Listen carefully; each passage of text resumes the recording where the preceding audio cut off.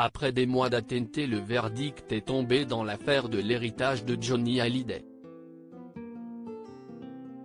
Le 28 mai dernier, la justice française s'est déclarée compétente pour gérer la succession du rocker, tandis que ses enfants aînés Laura Smith et David Hallyday ont engagé une bataille judiciaire face à Laetitia Hallyday pour obtenir leur part de l'héritage.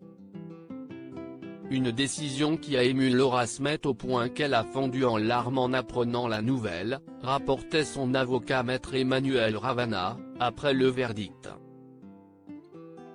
Et ce dernier s'est de nouveau félicité d'avoir remporté une première victoire face à la veuve du rocker. C'est Laetitia Hallyday et ses conseils qui sont à l'initiative de cette procédure. La vérité, c'est que c'est une véritable débâcle judiciaire, une véritable raclée judiciaire qui a été donnée, ne cache pas l'avocat de Laura Smith dans le documentaire Johnny Hallyday, La guerre en héritage, diffusé jeudi 6 juin sur C8.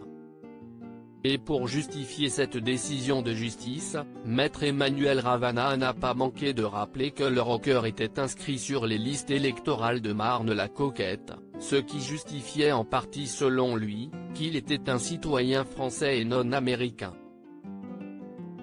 La procédure d'adoption de Jade et Joy a été faite en France pour l'avocat de Laura Smith. L'adoption de Jade et Joy l'était tout autant pour prouver la citoyenneté du chanteur. On m'a tellement reproché d'avoir parlé de l'adoption de Jade et Joy, non pas pour signifier une différence d'amour de Johnny Hallyday envers ses enfants, mais seulement pour signifier que cette décision, cette procédure d'adoption a été faite en France, en application des règles françaises, devant le juge français, précise l'avocat. Cette décision elle dit très clairement, Madame Hallyday, vous allez dans le mur, conclut-il.